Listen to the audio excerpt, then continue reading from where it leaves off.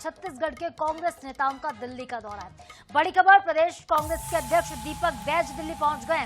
None गिरफ्तारी मामले में केसी वेणुगोपाल को रिपोर्ट सौंपेंगे। प्रदेश प्रभारी सचिन पायलट के साथ भी मुलाकात होगी। तो वहीं पूर्व पीसीसी चीफ धनेंद्र साहू ने भी वरिष्ठ नेताओं से मुलाकात की है।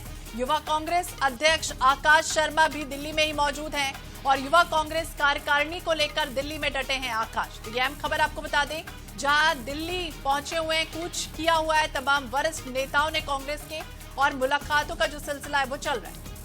तो दिल्ली पहुंच चुके हैं दीपक बैज और छत्तीसगढ़ के कांग्रेस नेताओं का दिल्ली का दौरा इसलिए भी बेहद महत्वपूर्ण है क्योंकि नन गिरफ्तारी का चाहे वो मामला हो, इस पर रिपोर्ट सौंपी जानी हो और इसके अलावा संगठन में बहुत बड़े बदलाव होने हैं, चाहे वो यूथ कांग्रेस की बात हो, महिला कांग्रेस हो, सेवा दल हो। इन बदलावों को लेकर भी कांग्रेस नेताओं का दिल्ली दौरा बेहद अहम है।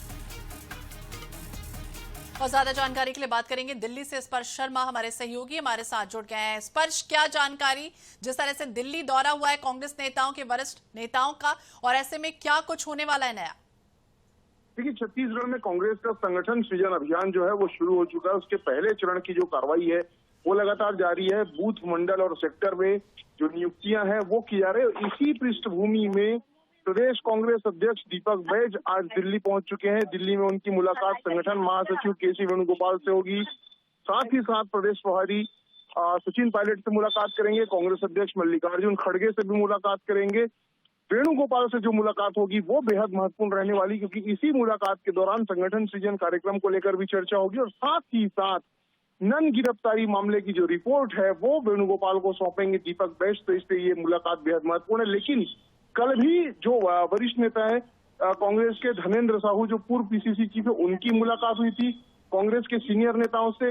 इसी के साथ साथ यूथ कांग्रेस के प्रदेश अध्यक्ष आकाश शर्मा भी दिल्ली में मौजूद है। वो भी अपनी टीम को लेकर एक्सरसाइज कर रहे हैं। उनकी टीम फाइनलाइज होकर उसकी घोषणा जो है वो 1-2 दिन में कर दी जाएगी। तो इस तरह से छत्तीसगढ़ में जो नियुक्तियां होनी है उसको लेकर दिल्ली में जो एक्सरसाइज चल रही है, जो लगातार वरिष्ठ नेताओं से मेल मुलाकात का दौर चल रहा है, वो बेहद महत्वपूर्ण है। और इसी क्रम में आज दीपक बैज की जो मुलाकात होगी वेणुगोपाल से, सचिन पायलट से और कांग्रेस अध्यक्ष से, ये महत्वपूर्ण रहने वाली है। साथ ही साथ आकाश शर्मा की अगर टीम को मंजूरी मिल जाती तो 1-2 दिनों के भीतर ही युवा कांग्रेस की जो प्रदेश इकाई है उसका भी गठन नए सिरे से कर लिया जाएगा। तो जो कांग्रेस के सीनियर नेता दिल्ली के दौरे लगातार कर रहे हैं, इसके महत्वपूर्ण जो परिणाम है वो 1-2 दिन के भीतर ही देखने मिलेंगे। बिल्कुल साधना, पहले हमारे साथ स्पर्श शर्मा दिल्ली से जुड़ रहे थे, लेकिन इस समय विशेष संवाददाता गौरव शर्मा हमारे साथ मौजूद है। बिल्कुल, और गौरव ने देखिए जानकारी दी है कि दीपक बैज जब दिल्ली पहुंचे हैं तो उनका दिल्ली का दौरा कितना महत्वपूर्ण है। केसी वेणुगोपाल को नन गिरफ्तारी मामले में रिपोर्ट सौंपी जाने, इसके अलावा